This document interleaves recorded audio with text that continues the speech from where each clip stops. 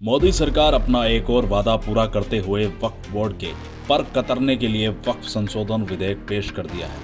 ये bill pass होते ही देश के आधे मुस्लिम खुशियां मना रहे हैं तो आधे विरोध प्रदर्शन की धमकी दे रहे हैं। वहीं आपको बताते चलें कि दुनिया में सबसे ज्यादा संपत्ति वक्फ बोर्ड के पास है, लेकिन सरकार ने वक्फ की संपत्ति कम करने का काम शुरू कर दिया। इस वीडियो में आपको बताएंगे कि नया वक्फ किस तरह से काम करेगा और वो 5 बड़े कौन से बदलाव है जो वक्फ की जड़ों को हिलाकर रख देगा।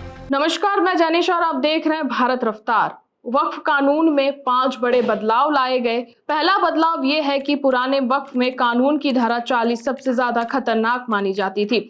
इस कानून के तहत वक्फ किसी भी संपत्ति, चाहे कि वो प्राइवेट हो या किसी ट्रस्ट की हो, मंदिर हो या मठ हो, वक्फ अपने उसे संपत्ति घोषित कर देता था।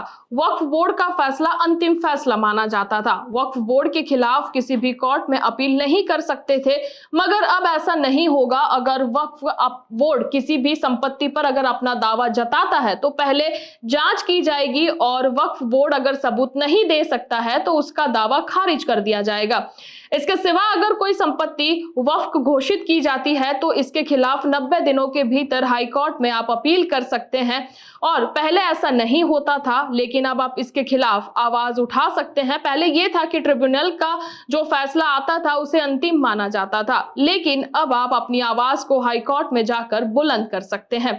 दूसरे बड़े बदलाव की बात करें तो जिन लोगों ने हाल ही में धर्म परिवर्तन किया है, इस्लाम धर्म को अपनाया है, यानी कि जो लोग पिछले 5 सालों में नए मुस्लिम बने हैं, वो लोग अब वक्फ बोर्ड की संपत्ति जो है उसे अपनी संपत्ति उसे दान नहीं कर पाएंगे। पहले कुछ लोग लालच, डर या धमकी के कारण धर्म परिवर्तन कर लेते थे, उसके बाद अपनी संपत्ति वक्फ बोर्ड को दान कर देते थे, मगर अब ऐसा नहीं होगा। वहीं तीसरे बदलाव की बात करें तो वक्फ अल औलाद के तहत महिलाओं को भी अब वक्फ की जमीन में उत्तराधिकारी माना जाएगा।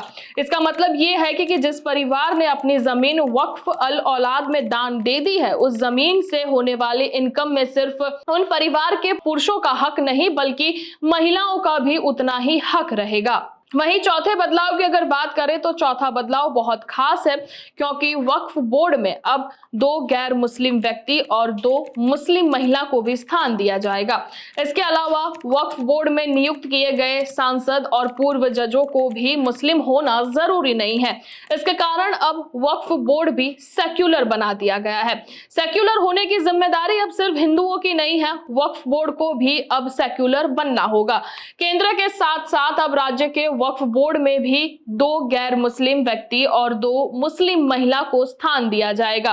वहीं सिया, सुन्नी और पिछड़े मुस्लिमों से भी एक सदस्य को इनमें रखना अनिवार्य होगा, कि जिससे कि वक्फ बोर्ड में अब बोहरा और आगा खानी समुदाय से भी एक सदस्य होगा। ये 2 समुदाय वो हैं जिनकी जनसंख्या बहुत कम है, जो बाकी मुसलमानों से अलग रहते हैं, अलग होते भी हैं, क्योंकि ये लोग जो है 5 वक्त की नमाज अदा नहीं करते हैं, ना ही हज की यात्रा करते हैं।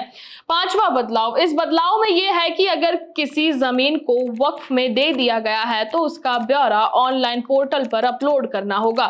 अब वक्फ किसी की भी संपत्ति के बारे में कुछ भी नहीं छिपा पाएगा।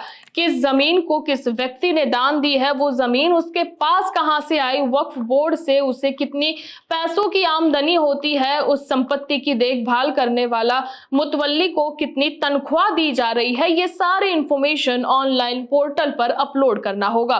इस वजह से वक्फ बोर्ड के काम करने के तरीके में और पारदर्शिता देखने को मिलेगी।